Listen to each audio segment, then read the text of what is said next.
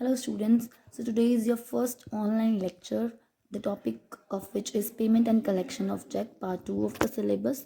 Moving toward the first slide, here are the duties and responsibilities of collecting and paying banker. This is available in your notes, okay. So it is given separately. Duties and responsibilities of collecting banks is a different topic and paying banker is a different topic. So ਪਹਿਲਾਂ ਅਸੀਂ cover ਕਰਾਂਗੇ duties and responsibility of collecting banker and after that we will move towards the paying banker.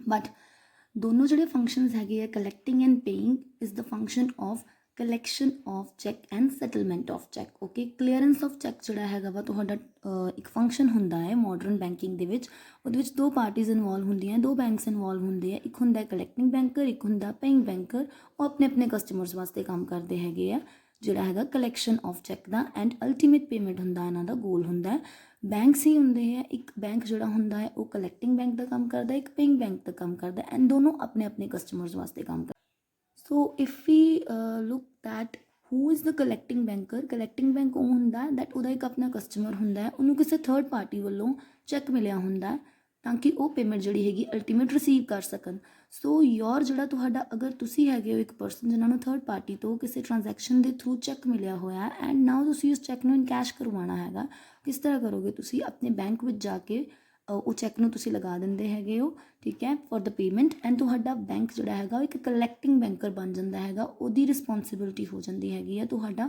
Check ਜਿਹੜਾ ਉਹਦੀ ultimate payment ਕਰਵਾਉਣ ਦੀ from the third party ਦੇ bank ਤੋਂ third party ਉਹ ਜਿਹਨੇ ਤੁਹਾਨੂੰ ਚੈੱਕ ਡਰਾ ਕਰਕੇ ਦਿੱਤਾ ਹੈਗਾ ਚੈੱਕ ਤੁਹਾਨੂੰ ਲਿਖ ਕੇ ਦਿੱਤਾ ਹੈਗਾ ਓਕੇ ਜਿਹੜੀ ਵੀ ਤੁਹਾਡੀ ਟ੍ਰਾਂਜੈਕਸ਼ਨ ਹੋਏਗੀ collecting banker will step into your shoes and will collect the payment on your behalf law ਦੇ ਅਕੋਰਡਿੰਗ ਜਿਹੜਾ ਹੈਗਾ ਹੈ ਕਲਾਸ ਕੋਈ ਵੀ ਬਾਈਂਡਿੰਗ ਨਹੀਂ ਹੈਗੀ ਕਿ ਤੁਹਾਡੇ ਬਿਹਾਫ 'ਤੇ ਜਾਂ ਤੁਹਾਡਾ ਚੈੱਕ ਜਿਹੜਾ ਹੈਗਾ ਤੁਹਾਡਾ ਬੈਂਕ ਕਰਾ ਕੇ ਦੇਗਾ in cash but now modern banking ਆ ਗਈ ਹੋਈ ਹੈ ਅਤੇ ਮਾਡਰਨ ਫੰਕਸ਼ਨਸ ਦੇ ਵਿੱਚ ਕੀ ਹੈਗਾ ਵਾ ਇਨਕਲੂਡ ਹੋ ਚੁੱਕਾ ਹੈ ਦੈਟ ਜਿਹੜਾ ਬੈਂਕ ਹੋਏਗਾ ਉਹ ਵੀ ਫੰਕਸ਼ਨਸ ਜਿਹੜੇ ਹੈਗੇ ਪਰਫੋਰਮ ਕਰ ਸਕਦਾ ਹੈ so payment and collection look at the slide payment and collection of the cheques are functions of the clearance of cheque in a bank clearance ਕਰਨੀ ਹੈ ਤੁਸੀਂ ਚੈੱਕ ਦੀ ਕਲੀਅਰੈਂਸ ਐਂਡ ਸੈਟਲਮੈਂਟ ਐਂਡ ਉਹਦੇ ਦੋ function ਹੈਗੇ ਆ payment and collection of check okay so who is the collecting banker the first topic every commercial bank nowadays is giving its customer various type of services called modern services ਦੇ ਵਿੱਚ ਹੀ include ਹੁੰਦਾ ਹੈ ਕਿ ਉਹਨੇ payment and collection of ਜਿਹੜੀ ਹੈਗੀ ਹੈ check ਵੀ ਤੁਹਾਨੂੰ ਕਰਾ ਕੇ ਦੇਣੀ ਹੈਗੀ ਹੈ ਓਕੇ ਸੈਕਿੰਡ ਹੈਗਾ ਹੈ ਕਲੈਕਟਿੰਗ ਬੈਂਕਰ ਜਿਹੜਾ ਹੁੰਦਾ ਹੈ class act as an agent of the customer in this case agent ਹੀ ਹੁੰਦਾ ਜਿਹੜਾ ਉਹਦਾ ਪ੍ਰਿੰਸੀਪਲ ਹੁੰਦਾ ਕਸਟਮਰ ਹੁੰਦਾ ਐਂਡ ਬੈਂਕ ਉਹਦਾ ਏਜੰਟ ਬਣ ਕੇ ਉਹਦੇ ਬਿਹਾਫ 'ਤੇ ਪੇਮੈਂਟ ਰਿਸੀਵ ਕਰਦਾ ਔਰ it can also act as the holder of the value class ਅਗਰ ਕਲੈਕਟਿੰਗ ਬੈਂਕਰ ਨੇ ਕਸਟਮਰ ਦੇ ਬਿਹਾਫ 'ਤੇ ਪੇਮੈਂਟ ਜਿਹੜੀ ਹੈਗੀ ਹੈ ਰਿਸੀਵ ਕਰਨੀ ਹੈਗੀ ਹੈ ਜਾਂ ਤਾਂ ਉਹ ਏਜੰਟ ਬਣ ਕੇ ਰਿਸੀਵ ਕਰੇਗਾ ਜਾਂ ਉਹ ਹੋਲਡਰ ਆਫ ਦਾ ਵੈਲਿਊ ਬਣ ਕੇ ਰਿਸੀਵ ਕਰੇਗਾ ਏਜੰਟ ਮੀਨਸ ਉਹਦੇ ਬਿਹਾਫ 'ਤੇ ਤੁਸੀਂ ਅਗਲੇ ਜਿਹੜੀ ਬੈਂਕ ਹੈਗਾ ਵਾ ਉਹਦੇ ਤੋਂ ਪੇਮੈਂਟ ਲੈ ਲੈਣੀ ਹੈਗੀ ਪੇਇੰਗ ਬੈਂਕਰ ਦੇ ਕੋਲੋਂ ਕਲੈਕਟਿੰਗ ਬੈਂਕਰ ਨੇ ਪੇਮੈਂਟ ਲੈ ਲੈਣੀ ਹੈਗੀ ਆ okay holder of the value ਹੁੰਦਾ ਹੈ ਦੈਟ ਤੁਸੀਂ ਆਪਣੇ ਜਿਹੜਾ ਕਸਟਮਰ ਹੈਗਾ ਉਹਨੂੰ ਪੇਮੈਂਟ ਐਕਚੁਅਲ ਰਿਸੀਵ ਹੋਣ ਤੋਂ ਪਹਿਲਾਂ ਹੀ ਪੇ ਕਰ ਦਿੱਤੀ ਹੋਈ ਹੈ ਐਂਡ ਨਾਓ ਤੁਸੀਂ holder of the value collecting banker holder of the value collecting banker ਹੁੰਦਾ ਜਿਹਨੇ ਪੇਮੈਂਟ ਕਲੈਕਟ ਕਰਵਾਉਣੀ ਹੈ ਐਂਡ ਅਲਟੀਮੇਟ ਜਿਹਦੇ ਕੋਲੋਂ ਰਿਸੀਵ ਕਰਨੀ ਹੈਗੀ ਹੈ ਥਰਡ ਪਾਰਟੀ ਦਾ ਬੈਂਕ ਉਹਨੂੰ ਬੋਲਦੇ ਹੈਗੇ ਅਸੀਂ ਪੇਇੰਗ ਬੈਂਕਰ ਉਹ ਕੋਲ ਹੁੰਦਾ banker who makes the payment of a cheque of the customer to the third party is known as the paying banker in this function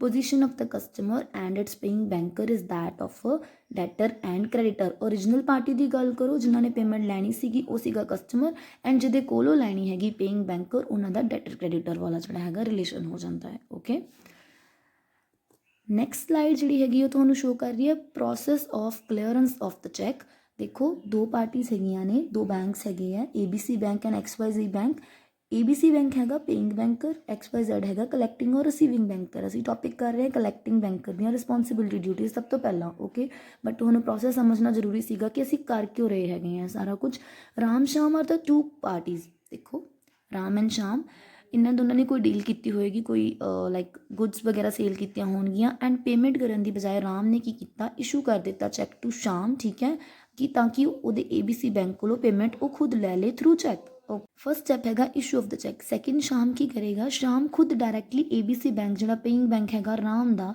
ਉਹਨੂੰ ਅਪਰੋਚ ਨਹੀਂ ਕਰੇਗਾ ਉਹ ਕੀ ਕਰੇਗਾ XYZ ਜਿਹੜਾ ਉਹਦਾ ਆਪਣਾ ਬੈਂਕ ਹੈਗਾ ਕਲੈਕਟਿੰਗ ਬੈਂਕਰ ਉਹਨੂੰ ਉਹ ਚੈੱਕ ਸਬਮਿਟ ਕਰਵਾ ਦੇਗਾ ਐਂਡ ਉਹਨੂੰ ਬੋਲੇਗਾ ਦੈਟ ਉਹ ਪੇਮੈਂਟ ਨੂੰ ਉਹਨੂੰ ਰਿਸੀਵ ਕਰਾ ਕੇ ਦੇਣ, ਠੀਕ ਹੈ। ਥਰਡ, XYZ ਬੈਂਕ ਜਿਹੜਾ ਹੈਗਾ he will approach ABC bank in the third step ask for payment, ਠੀਕ ਹੈ। ABC ਬੈਂਕ ਰਾਮ ਦੇ ਕੋਲੋਂ ਕਨਫਰਮੇਸ਼ਨ ਲਏਗਾ ਐਂਡ ਉਹਦੇ ਅਕਾਊਂਟ 'ਚੋਂ ਡੈਬਿਟ ਕਰ ਲੇਗਾ payment. Fifth step, payment done ਹੋ ਜਾਏਗੀ, ਕਲੈਕਟਿੰਗ ਬੈਂਕ ਨੂੰ ਮਿਲ ਜਾਏਗੀ ਐਂਡ ਲਾਸਟ ਜਿਹੜਾ ਹੈਗਾ ਕ੍ਰੈਡਿਟ ਹੋ ਜਾਏਗੀ ਸ਼ਾਮ ਦੇ ਅਕਾਊਂਟ ਵਿੱਚ through it's collecting bank, okay. So this was the process of clearance of check.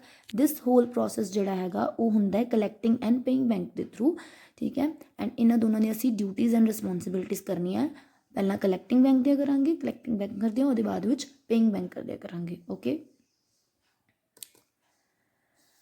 Next slide shows collecting banker as a holder of value. Agent ਤਾਂ ਤੁਹਾਨੂੰ ਸਭ ਨੂੰ ਪਤਾ ਹੈ, okay. Now holder of value ਕੀ ਹੁੰਦਾ ਹੈ? Collecting banker is a holder of value. The collecting banker is holder in the following cases. पहला केस ਹੁੰਦਾ ਹੈ when the bank pays the amount drawn or check to its customer before the actual payment. ਜਦੋਂ ਉਹਨੇ actual payment ਪਹਿਲਾਂ ਕਰ ਦਿੱਤੀ ਹੈਗੀ ਹੈ ਜਦਕਿ ਪੇਇੰਗ ਬੈਂਕ ਨੇ ਅਜੇ ਪੇ ਹੀ ਨਹੀਂ ਕੀਤਾ ਹੋਇਆ, ਤਾਂ ਜਿਹੜੀ ਆਪਣੀ ਕਸਟਮਰ ਨੂੰ ਤੁਸੀਂ ਪਹਿਲਾਂ ਹੀ ਪੇਮੈਂਟ ਕਰਤੀ ਹੋਈ ਹੈ ਕਲੈਕਟਿੰਗ ਬੈਂਕ ਨੇ, ਐਂਡ ਆਫਟਰ ਦੈਟ ਜਿਹੜੀ ਹੁਣ ਪੇਮੈਂਟ ਐਕਚੁਅਲ ਮਿਲੇਗੀ ਉਹਦਾ ਹੋਲਡਰ ਆਫ ਵੈਲਿਊ ਕੌਣ ਬਣੇਗਾ? ਤੁਹਾਡਾ ਕਲੈਕਟਿੰਗ ਬੈਂਕਰ। Second ਹੁੰਦਾ when the collecting bank allows its customer to draw the amount of check deposited even before it is clear. ਜਦ ਤੱਕ ਜੇ ਚੈੱਕ ਕਲੀਅਰ ਹੀ ਨਹੀਂ ਹੋਇਆ ਤੁਸੀਂ ਪਹਿਲਾਂ ਹੀ ਆਪਣਾ ਜਿਹੜਾ ਹੈਗਾ ਹੈ ਤੁਹਾਡਾ ਕਸਟਮਰ ਉਹਨੂੰ ਅਲਾਉ ਕਰ ਦਿੱਤਾ ਕਿ ਤੁਸੀਂ ਐਕਸੈਸ ਜਿਹੜੀ ਅਮਾਊਂਟ ਹੈਗੀ ਹੈ ਕ੍ਰੈਡਿਟ ਦੇ ਰੂਪ ਵਿੱਚ ਵਿਡਰਾਅ ਕਰ ਲਓ ਆਪਣੇ ਅਕਾਊਂਟ ਵਿੱਚੋਂ, ਓਕੇ। ਥਰਡ ਹੈਗਾ when he received the check from customer for a specific reduction of amount due from customer.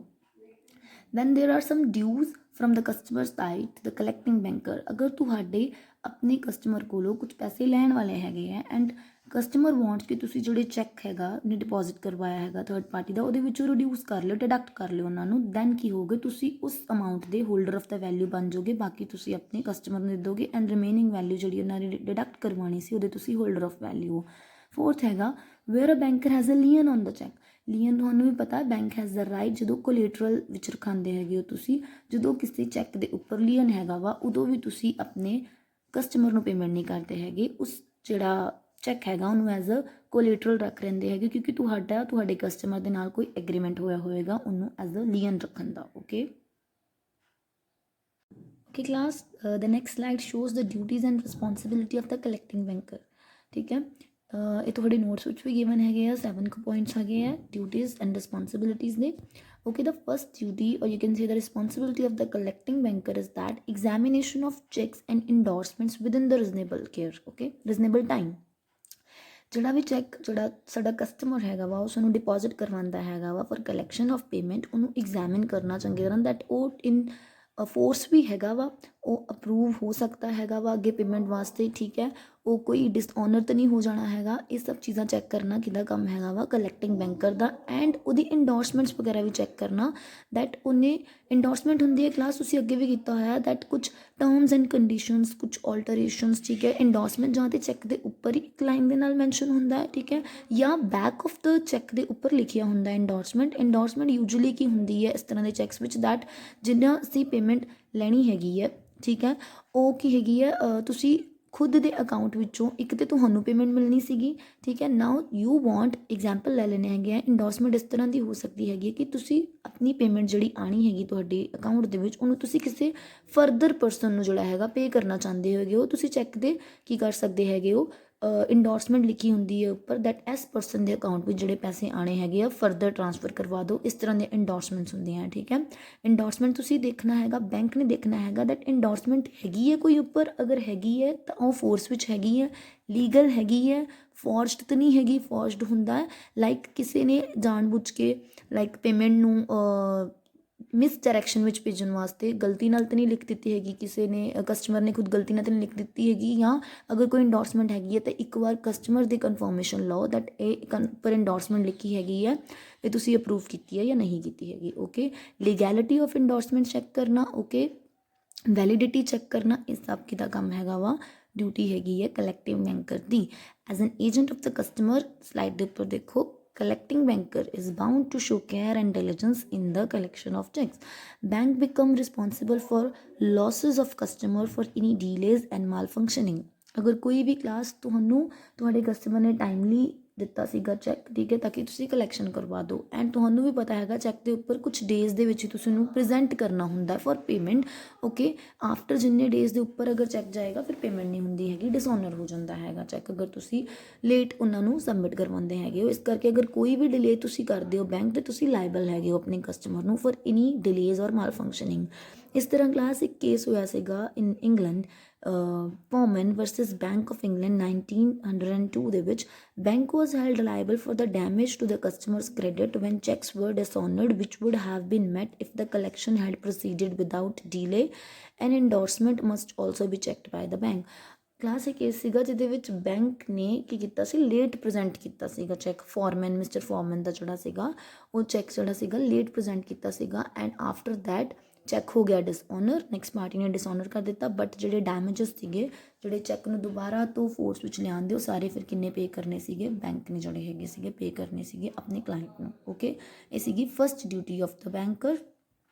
Second ਹੈਗੀ ਹੈ second and foremost duty.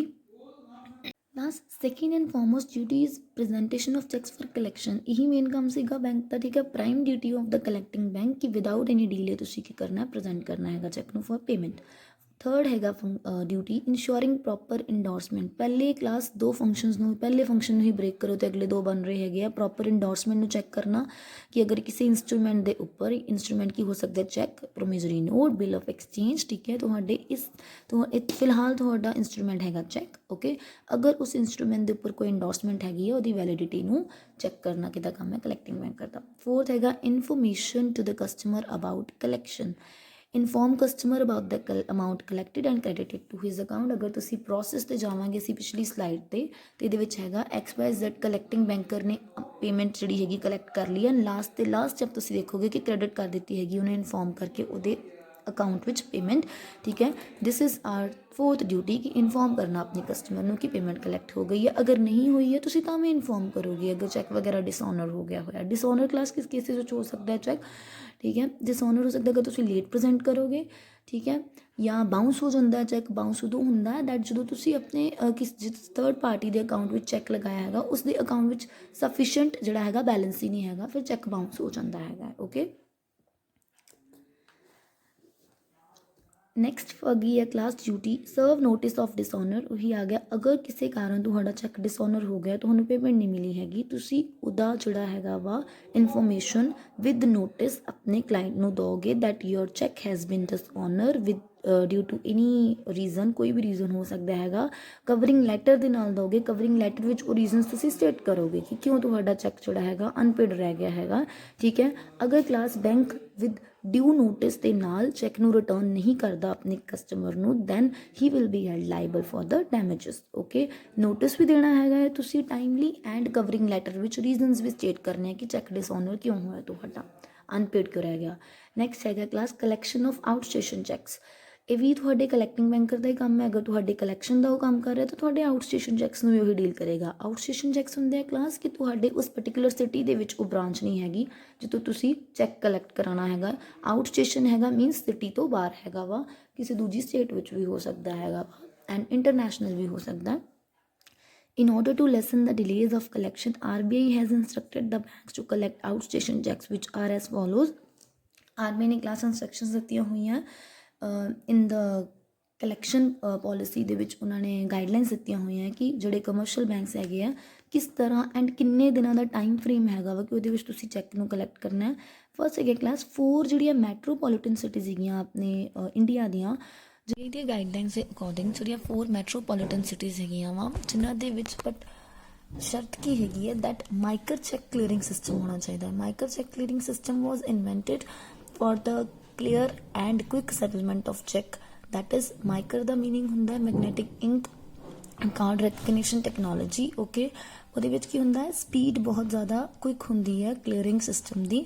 Okay, so 4 metropolitan ਜਿਹੜੀਆਂ ਸਿਟੀਜ਼ ਹੈਗੀਆਂ ਇੰਡੀਆ ਦੀਆਂ, ਉਹਦੇ ਵਿੱਚ ਉਸ ਜਿਹੜੀਆਂ 4 ਸਿਟੀਜ਼ ਹੈਗੀਆਂ ਉਹਨਾਂ ਨੇ ਅਗਰ ਆਪਸ ਵਿੱਚ ਕੋਈ ਡੀਲ ਚੈੱਕ ਸਿਸਟਮ ਹੈਗਾ ਉਹਨਾਂ ਦਾ ਕਰਨ ਦਾ, ਠੀਕ ਹੈ, ਚੈੱਕ ਕਲੀਅਰੈਂਸ ਹੈਗੀ ਇਹਨਾਂ 4 ਸਿਟੀਜ਼ ਦੇ ਬੈਂਕ ਦੇ ਵਿੱਚ ਆਪਸ ਵਿੱਚ ਕੋਈ, ਦੈਨ ਉਹਨਾਂ ਦਾ ਮੈਕਸਿਮਮ ਸੈਟਲਮੈਂਟ ਪੀਰੀਅਡ ਕਿੰਨਾ ਹੋਏਗਾ, ਓਨਲੀ 1 ਵੀਕ। 1 ਵੀਕ ਦੇ ਅੰਦਰ ਅੰਦਰ ਉਹ ਕੀ ਕਰਨਗੇ, ਚੈੱਕ ਨੂੰ ਕਲੀਅਰ ਕਰਨਗੇ ਜਿਹੜੇ ਇਹਨਾਂ ਦੇ ਆਪਸ ਵਿੱਚ ਹੈਗੇ ਆ 4 ਸਿਟੀਜ਼ ਦੇ ਬੈਂਕਸ ਦੇ, ਠੀਕ ਹੈ। ਕਲਾਸ ਅਗਲਾ ਹੈਗਾ ਸਟੇਟ ਕੈਪੀਟਲਸ ਦੇ ਨਾਲ ਇੰਸਟਰਕਸ਼ਨ। ਸਟੇਟ ਕੈਪੀਟਲ ਜਿੰਨੀਆਂ ਵੀ ਸਟੇਟ ਦੀਆਂ ਕੈਪੀਟਲਸ ਹੋਣਗੀਆਂ ਉਹਨਾਂ ਦੇ ਆਪਸ ਵਿੱਚ ਕਲੀਅਰਿੰਗ ਦਾ ਸਿਸਟਮ ਹੋਏਗਾ 7 days, okay. And major cities ਹੁੰਦੀਆਂ ਕਲਾਸ ਉਹਨਾਂ ਦੀ ਪੋਪੂਲੇਸ਼ਨ ਜ਼ਿਆਦਾ ਹੁੰਦੀ ਹੈ, though they are not capital state capitals or metropolitan cities, but they are highly populated cities and have the major business exposure. So that's why the maximum time for the settlement of check is 10 days for the major cities. And last, other locations ਜੋ major cities ਵੀ ਨਹੀਂ ਹੈ, state capitals ਵੀ ਨਹੀਂ ਹੈ, metro cities ਵੀ ਨਹੀਂ ਹੈ, ਉਹਨਾਂ ਦੇ ਲਈ ਜਿਹੜਾ ਹੈਗਾ ਵਾ ਸੈਟਲਮੈਂਟ ਸਾਈਕਲ ਦਾ ਪੀਰੀਅਡ ਹੈਗਾ 14 days। ਕਲਾਸ ਇਹ ਜਿਹੜੇ ਡੇਜ਼ ਹੈਗੇ ਨੇ ਇਹ ਮੈਕਸਿਮਮ ਪੀਰੀਅਡ ਹੈਗੇ ਆ, ਨਾਟ ਮਿਨੀਮਮ ਤੁਸੀਂ ਅਗਲੇ ਦਿਨ ਵੀ ਚੈੱਕ ਪ੍ਰੈਜ਼ੈਂਟ ਕਰਕੇ ਉਹਨੂੰ ਹੋ ਸਕੇ ਤੇ 2 ਦਿਨ ਦੇ ਵਿੱਚ ਵੀ ਕਲੀਅਰ ਹੋ ਸਕਦਾ ਹੈ। It depends upon the bank system, okay. Last ਜਿਹੜੀ ਹੈਗੀ ਹੈ ਇਹਦੀ duty of collecting banker, that is precautions to avoid conversion charge. ਕਲਾਸ ਇਹ ਪ੍ਰੀਕਾਸ਼ਨ ਇਹਨੇ ਲੈਣੀ ਹੈਗੀ ਹੈ ਬੈਂਕ ਨੇ ਖੁਦ ਆਪਣੀ ਵਾਸਤੇ, ਠੀਕ ਹੈ, ਆਪਣੇ ਆਪ ਨੂੰ ਬਚਾਉਣ ਵਾਸਤੇ ਪ੍ਰੀਕਾਸ਼ਨਸ ਲੈਣੀ ਹੈਗੀ ਹੈ ਤਾਂ ਕਿ ਕੋਈ ਕਨਵਰਸ਼ਨ ਚਾਰਜ ਨਾ ਉਹਨੂੰ ਪੈ ਜੇ। ਚਾਰਜ ਤੁਹਾਨੂੰ ਪਤਾ ਚੱਲ ਰਿਹਾ ਦੈਟ ਇਹ ਕੋਈ ਲਾਇਬਿਲਿਟੀ ਹੀ ਹੈਗੀ ਹੈ। ਨਾਓ ਵਾਟ ਇਜ਼ ਕਨਵਰਸ਼ਨ ਅਸੀਂ ਦੇਖੀਏ ਤੇ ਕਲਾਸ ਇਹ ਜੋ ਤੁਹਾਡੀਆਂ 2 ਪਾਰਟੀਜ਼ ਹੈਗੀਆਂ ਸੀਗੀਆਂ, ਇੱਕ ਸੀਗਾ ਬੈਂਕ, ਇੱਕ ਸੀਗਾ ਉਹਦਾ ਕਸਟਮਰ, ਠੀਕ ਹੈ। ਬੈਂਕ ਆਪਣੇ ਕਸਟਮਰ ਦੇ ਲਈ ਕੰਮ ਕਰ ਰਿਹਾ ਸੀਗਾ। ਜਦੋਂ ਬੈਂਕ ਆਪਣੇ ਕਸਟਮਰ ਦਾ ਜਿਹੜਾ ਹੈਗਾ ਵਾ ਕੋਈ ਵੀ ਇੰਸਟਰੂਮੈਂਟ ਉਹਨੂੰ ਕੈਸ਼ ਕਰਵਾਉਣ ਦੀ ਜ਼ਿੰਮੇਵਾਰੀ ਲੈਂਦਾ, ਉਹ ਤੇ ਉੱਥੋਂ ਤੱਕ ਠੀਕ ਹੈਗਾ, ਉਹ ਤੇ ਤੁਸੀਂ ਆਪਣੀਆਂ ਸਾਰੀਆਂ ਜੋ ਹੁਣ ਤੱਕ ਦਾ ਅਸੀਂ ਪ੍ਰੋਸੈਸ ਕਰ ਰਹੇ ਹਾਂ ਚੈੱਕ ਕਲੀਅਰੈਂਸ ਦਾ ਉਹਦੇ ਵਿੱਚ ਆ ਜਾਂਦਾ ਹੈ। ਬਟ ਜਦੋਂ ਉਹਦਾ ਕਸਟਮਰ ਕੋਈ ਉਹਨੂੰ ਇਹੋ ਜਿਹਾ ਇੰਸਟਰੂਮੈਂਟ ਜਾਂ ਚੈੱਕ ਦਿੰਦਾ ਹੈਗਾ ਜਿਹਦੇ ਉੱਪਰ ਉਹਦਾ ਨਾਮ ਨਹੀਂ ਹੈਗਾ, ਕਸਟਮਰ ਦਾ ਜਿਹੜਾ ਉਹਦੇ ਉੱਪਰ ਚੈੱਕ ਦੇ ਉੱਪਰ ਨਾਮ ਹੁੰਦਾ ਹੈ ਦੈਟ ਪੇ ਦੈਟ ਮਿਸਟਰ ਸ਼ਾਮ ਇੰਨੇ ਪੈਸੇ, ਉਹ ਸ਼ਾਮ ਉਹਦਾ ਕਸਟਮਰ ਸੀਗਾ bank the, collecting banker the. But ਅਗਰ ਉਸ ਚੈੱਕ ਉੱਤੇ ਸ਼ਾਮ ਦਾ ਨਾਮ ਨਹੀਂ ਹੈਗਾ, ਕਸਟਮਰ ਦਾ ਨਾਮ ਨਹੀਂ ਹੈਗਾ, ਕਿਸੇ ਥਰਡ ਪਰਸਨ ਦਾ ਨਾਮ ਹੈਗਾ ਦੈਟ ਉਹਨੂੰ ਪੇਮੈਂਟ ਡਾਇਰੈਕਟਡ ਸੀਗੀ ਉਹਨੂੰ ਕਰਨੀ, ਠੀਕ ਹੈ, ਉਹ ਜਿਹੜਾ ਹੋਏਗਾ ਇੰਸਟਰੂਮੈਂਟ ਉਹ ਕੀ ਬਣ ਜਾਏਗਾ, ਕਨਵਰਸ਼ਨ ਚੈੱਕ ਬਣ ਜਾਏਗਾ, ਠੀਕ ਹੈ। ਐਂਡ ਉਸ ਦੇ ਨਾਲ ਜੋ ਡੀਲਿੰਗ ਹੋਣਗੀਆਂ ਉਹ ਕਨਵਰਸ਼ਨ ਡੀਲਿੰਗ ਹੋਣਗੀਆਂ, ਉਹ ਰੀਅਲ ਡੀਲਿੰਗਸ ਨਹੀਂ ਹੋਣਗੀਆਂ। ਇਸ ਕਰਕੇ ਬੈਂਕ ਜਦੋਂ ਆਪਣੇ ਕਸਟਮਰ ਉਸ ਚੈੱਕ ਦਾ ਰੀਅਲ ਓਨਰ ਜਦ ਨਹੀਂ ਹੁੰਦਾ ਤਾਂ ਉਹ ਕੀ ਹੋ ਜਾਂਦਾ ਹੈ, ਕਨਵਰਸ਼ਨ ਚੈੱਕ ਹੋ ਜਾਂਦਾ ਹੈ। ਥਰਡ ਪਾਰਟੀ ਜਿਹੜੀ ਹੁੰਦੀ ਹੈ ਕਲਾਸ ਉਹਦੇ ਨਾਮ ਦਾ ਚੈੱਕ ਜਿਹੜਾ ਕਸਟਮਰ ਦੇ ਕੋਲ ਕਿਸ ਫਾਰਮ ਵਿੱਚ ਪਿਆ ਹੋ ਸਕਦਾ ਹੈ, ਜਾਂ ਉਹਨੇ ਹੋ ਸਕਦਾ ਉਹਦੇ ਕੋਲ ਮੌਰਟਗੇਜ ਕਰਵਾਇਆ ਹੋਵੇ, ਜਾਂ ਕੋਈ ਲੀਅਨ ਹੋਵੇ, ਜਾਂ ਉਹ ਪਲੈਚ ਕਰਵਾ ਕੇ ਗਿਆ ਹੋਵੇ, ਜਾਂ ਕਿਸੇ ਵੀ ਫਾਰਮ ਵਿੱਚ ਉਹਦੇ ਕੋਲ ਉਹ ਐਜ਼ ਅ ਸਿਕਿਉਰਿਟੀ ਪਿਆ ਹੋ ਸਕਦਾ ਹੈ, ਠੀਕ ਹੈ। ਐਂਡ ਕਨਵਰਸ਼ਨ ਚ ਕਲਾਸ ਇੱਕ ਗੱਲ ਹੁੰਦੀ ਹੈ ਦੈਟ ਇਲੀਗਲੀ ਤੁਸੀਂ ਜਿਹੜਾ ਹੈਗਾ ਵਾ ਯੂਜ਼ ਕਰ ਰਹੇ ਹੈਗੇ ਹੋ, ਅਨਇੰਟੈਂਸ਼ਨਲੀ ਜਿਹੜਾ ਹੈਗਾ ਵਾ ਯੂਜ਼ ਕਰ ਰਹੇ ਹੋ ਤੁਸੀਂ ਉਸ ਉਹਦੇ ਚੈੱਕ ਨੂੰ। ਓਨਰ ਹੈਗਾ ਥਰਡ ਪਾਰਟੀ ਹੈਗੀ ਜੋ ਹੂ is the original owner of the check, ਉਹਨੂੰ ਨਹੀਂ ਪਤਾ ਹੈਗਾ ਦੈਟ ਦ ਪਰਸਨ ਜਿਹਦੇ ਕੋਲ ਉਹਨੇ ਉਸਨੂੰ ਐਜ਼ ਅ ਸਿਕਿਉਰਿਟੀ ਕੋਲੇਟਰਲ ਕੁਝ ਵੀ ਰਖਵਾਇਆ ਹੋਏਗਾ ਉਸ ਚੈੱਕ ਨੂੰ, ਉਹਨੂੰ ਕੈਸ਼ ਕਰਵਾਉਣ ਜਾ ਰਿਹਾ, ਓਕੇ। ਸੋ ਇਸ ਕੰਮ ਵਾਸਤੇ ਬੈਂਕ ਜਿਹੜਾ ਹੈਗਾ ਵਾ ਕਸਟਮਰ ਜਿਹੜਾ ਹੈਗਾ ਆਪਣੇ ਬੈਂਕ ਦੀ ਹੈਲਪ ਲੈਂਦਾ ਹੈਗਾ ਵਾ ਤਾਂ ਕਿ ਉਸ ਪਰਸਨ ਦਾ ਚੈੱਕ ਕੋ ਕੈਸ਼ ਕਰਵਾ ਸਕਣ, ਇਹਨੂੰ ਬੋਲਦੇ ਆ ਕਨਵਰਸ਼ਨ। ਜਦੋਂ ਬੈਂਕ ਆਪਣੇ ਓਰੀਜਨਲ ਕਸਟਮਰ ਤੋਂ ਹਟ ਕੇ ਉਹਦੀ ਕਿਸੇ ਥਰਡ ਪਾਰਟੀ ਦੇ ਕੰਮ ਨਾਲ ਰਿਲੇਟਡ ਉਹਦੀ ਹੈਲਪ ਕਰਦਾ ਹੈਗਾ, ਠੀਕ ਹੈ। ਸੋ ਕਲਾਸ ਇਸ ਤਰ੍ਹਾਂ ਦੇ ਕੰਮ ਜਿਹੜੇ ਹੈਗੇ ਬੈਂਕ ਕਰ ਸਕਦਾ ਹੈਗਾ ਕਿਉਂਕਿ ਉਹ ਆਪਣੇ ਕਸਟਮਰ ਨੂੰ ਡੀਲ ਕਰ ਰਿਹਾ ਹੈਗਾ, ਕਸਟਮਰ ਨੂੰ ਸਰਵਿਸਿਜ਼ ਦੇ ਰਿਹਾ ਹੈਗਾ, ਠੀਕ ਹੈ। ਸੋ ਅਗਰ ਕੋਈ ਡਿਫਾਲਟ ਹੁੰਦਾ ਹੈ, ਕੋਈ ਡੈਮੇਜ ਹੁੰਦਾ ਹੈ, ਬਟ ਇੱਕ ਰਿਸਕ ਹੁੰਦਾ ਹੈ ਕਿ ਬੈਂਕ ਨੂੰ ਡੈਮੇਜਸ ਬੀਅਰ ਕਰਨੇ ਪੈਂਦੇ ਆ। ਅਗਰ ਓਰੀਜਨਲ ਪਾਰਟੀ ਆ ਕੇ ਕੇਸ ਕਰਦੇ ਜਾਂ ਕੁਝ ਵੀ ਕਰਦੇ ਤੇ ਉਹ ਡੈਮੇਜ ਜਿਹੜੇ ਹੈਗੇ ਆ ਕਿਹਨੂੰ ਪੈਣਗੇ, ਬੈਂਕ ਨੂੰ ਪੈਣਗੇ, ਬੈਂਕ ਦੀ ਗੁੱਡਵਿਲ ਹਾਰਮ ਹੋਏਗੀ, ਬੈਂਕ ਨੂੰ ਸਾਰੇ ਚਾਰਜਸ ਜਿਹੜੇ ਹੈਗੇ ਆ ਬੀਅਰ ਕਰਨੇ ਪੈਣਗੇ, ਓਕੇ। ਸੋ ਇਸ ਤਰ੍ਹਾਂ ਦੇ ਚਾਰਜਸ ਅਗਰ ਅਕਰ ਹੋਣਗੇ ਤੇ ਉਹਨੂੰ ਅਸੀਂ ਬੋਲਦੇ ਹੈਗੇ ਆ ਕਨਵਰਜਨ ਚਾਰਜ। ਸੋ ਬੈਂਕ ਜਿਹੜਾ ਹੈਗਾ ਉਹਨੂੰ ਅਵੋਇਡ ਕਰਨਾ ਚਾਹੀਦਾ ਹੈਗਾ ਇਸ ਤਰ੍ਹਾਂ ਦੀ ਡੀਲਿੰਗਸ ਕਰਨਾ। ਇਸ ਲਈ ਸਲਾਈਡ ਤੇ ਵੀ ਲਿਖਿਆ ਹੋਇਆ ਹੈ conversion of a cheque is when bank collect the payments to which the customer is not owner. In that case, bank will be liable in case of any damages to third parties, that is known as conversion charge. Plus ਇਸ ਤਰ੍ਹਾਂ ਦੇ instrument ਵਿੱਚ ਜਿਹੜਾ title ਹੁੰਦਾ ਹੈ ਨਾ ਉਹਦੇ ਵਿੱਚ the original customer has no title, ਉਹਦੇ ਵਿੱਚ original customer ਦਾ ਕੋਈ title ਨਹੀਂ ਹੈ। and ਅਸੀਂ ਇਹ ਵੀ ਕਹਿ ਸਕਦੇ ਹਾਂ that the instrument has the defective title ਹੁੰਦਾ ਹੈ when the customer is not the original owner, ਜਾਂ ਉਹਨੇ ਕਿਸੇ ਤਰ੍ਹਾਂ ਨਾਲ ਕੋਈ encumbrance ਹੈਗੀ ਹੈ ਵਿੱਚ ਕੋਈ, ਜਾਂ ਤੇ ਉਹ ਹੋ ਸਕਦਾ ਹੈ ਕੋਈ ਫਰਾਡ ਕਰਨ ਜਾ ਰਿਹਾ ਹੈਗਾ ਜਾਂ ਕਿਸੇ ਤਰ੍ਹਾਂ ਨਾਲ ਇਲੀਗਲੀ, ਜਾਂ ਤੁਸੀਂ ਕਹਿ ਸਕਦੇ ਹੈਗੇ ਉਹ ਰੋਂਗਫੁਲ ਵੇ ਦੇ ਨਾਲ ਪੈਸੇ ਜਿਹੜੇ ਹੈਗੇ ਇਨਕੈਸ਼ ਕਰਵਾਉਣ ਲੱਗਾ ਹੈਗਾ, okay clear. So that is it for today. ਕੱਲ ਅਸੀਂ ਕਰਾਂਗੇ statutory protection available to collecting banker in the next video. Actually statutory protection ਕਰਾਂਗੇ, ਉਹਦੇ ਵਿੱਚ ਡਿਫੈਕਟਿਵ ਟਾਈਟਲ ਕਨਵਰਜਨ ਨੂੰ ਫਿਰ ਤੋਂ ਡਿਸਕਸ ਕਰਾਂਗੇ। ਇਹਨਾਂ ਦੋਨਾਂ ਦੇ ਬੇਸਿਸ ਤੇ ਹੀ ਇਸ ਦੋਨਾਂ ਚੀਜ਼ਾਂ ਤੋਂ ਡਿਫੈਕਟਿਵ ਟਾਈਟਲ ਹੁੰਦਾ ਹੈ, ਫਿਰ ਕਨਵਰਜਨ ਤੁਹਾਨੂੰ ਕਰਨੀ ਪੈਂਦੀ ਹੈ ਬੈਂਕ ਨੂੰ। ਇਹਨਾਂ ਤੋਂ ਬਚਾਉਣਾ ਕਿਸ ਤਰ੍ਹਾਂ ਹੈਗਾ ਬੈਂਕ ਨੂੰ, ਉਹਦੇ ਲਈ ਪ੍ਰੋਟੈਕਸ਼ਨ ਅਵੇਲੇਬਲ ਹੋਣਗੀਆਂ ਉਹ ਗੱਲ ਕਰਾਂਗੇ। ਫਿਲਹਾਲ ਤੁਸੀਂ ਡਿਊਟੀਜ਼ ਤੱਕ ਕਰਨਾ ਓਕੇ, ਹੈਵ ਅ ਕੁਇਕ ਗਲੈਂਸ ਕਿ ਅਸੀਂ ਅੱਜ ਕੀ ਕੀਤਾ। ਡਿਊਟੀਜ਼ ਮੀਨਿੰਗ ਕੀਤਾ ਸੀ ਪੇਇੰਗ ਕਲੈਕਟਰ ਬੈਂਕ ਕੌਣ ਹੁੰਦਾ ਹੈ, ਪ੍ਰੋਸੈਸ ਸੀਗਾ ਕਿ ਚੈੱਕ ਕਿਵੇਂ ਕਲੀਅਰ ਹੁੰਦਾ, and collecting banker as a holder value when he pays the amount before it is actually encashed. Duties responsibilities 7 ਕੀਤੀਆਂ ਅਸੀਂ। do have reading class and ਅਸੀਂ ਕਰਾਂਗੇ ਜਾਂ ਨੈਕਸਟ ਵੀਡੀਓ ਵਿੱਚ ਕਰਾਂਗੇ next topic. okay, till then keep reading, keep studying and take care.